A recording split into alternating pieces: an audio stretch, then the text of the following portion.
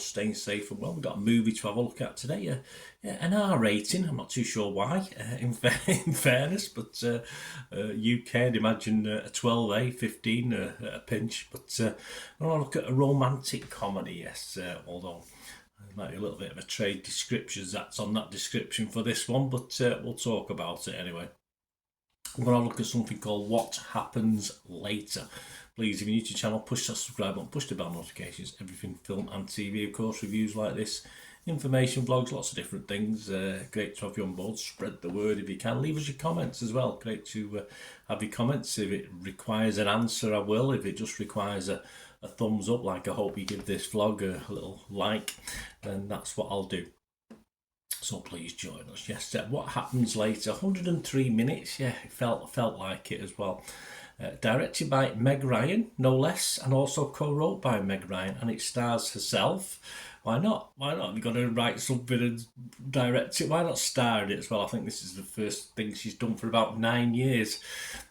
And David Duchovny, another favourite of most people's. I like David Duchovny. I used to love the X-Files and other bits and pieces. It was a very adult comedy he did, wasn't they? In the US, I can't remember the title of it now, but I loved him in that. Anyway, you'll probably know what I'm talking about.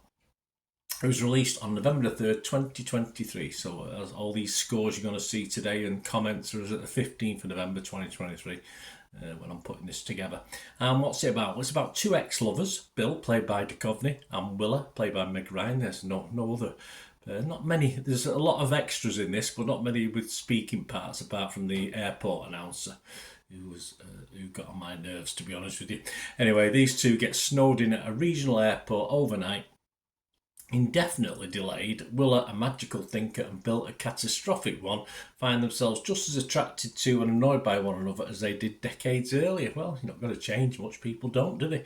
But as they unpack the riddle of their mutual past and compare their lives to the dreams they once shared, they begin to wonder if their reunion is mere coincidence or something more enchanted.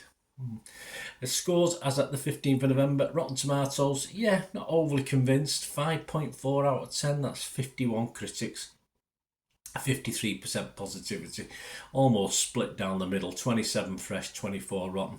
The consensus, a pair of beloved stars and a refreshingly mature take on rom-com tropes are almost enough to overcome What Happened Later's increasingly cloying execution. Probably almost enough. I think that's the appropriate word. Metacritic, the other critic site we look at, a lot better. 65 out of 100. 19 critics, 13 were positive, 5 mixed and 1 negative. So Metacritic sort of liked it. About the audience, well, we're nothing on Internet Movie Database, but we've got a Rotten Tomatoes audience, 2.2 out of 5. 28% positivity. So the audience weren't as convinced. And I'm sure people watching this are fans of Meg Ryan and David Duchovny, which, you know, I don't dislike the pair myself. Right, on to my little thoughts. As I've hinted at, I don't mind Duchovny and Ryan. Sadly though, this isn't enough to make this apparent rom-com. I'm not sure where the com comes into it. I don't think it made me. I sort of glazed out a few times, I must admit, but it certainly didn't make me smile or laugh. It made me sort of feel a little bit warm in parts. There's some nice little poignant parts. I'd expected a rom-com, but certainly not a lot of comedy in this one. I feel the critics have to like it, certainly on Metacritic, because of the two leads. Rotten Tomatoes, not so much. Most of the chat isn't that interesting. It just isn't. It's just like listening to a couple talking about the past, and most of it, you know, it's not exciting things that have happened to him. It's just a little bit boring, shall we say. And when it does get poignant and deeper, you possibly zoned out by then, and you said, yeah, I sort of glazed over an hour and 40 minutes. I sort of phased out a little bit. As entertainment, which is what I watch a film for, it's lacking. The two actors appear to be having fun, but lucky for them, I certainly didn't watching it. And as I said, even the constant, certainly very regular airport announcer was just so annoying. There's a hint at a Christmassy sort of fantasy element to this, and perhaps if they'd gone a bit more into that, it might have been a little bit better. Perhaps that was a way to go with this film, but it never really overtook the film. It was just little elements of it, and I think if they'd done it more as a Christmas fantasy rom-com, it might have got away with it a little bit more, but still it didn't work for me. And after, I think it was 8 years, yeah, not 9 years, I think after 8 years, of course Ryan was dragged back to do this, and why, I don't know, because it was a bit of a waste for me. Both deserve better. David and Meg Ryan deserve better than this after that sort of gap. And that's possibly Ryan's fault, as she was a co-writer and a director. So let's blame Meg. Come on, Meg, better than that.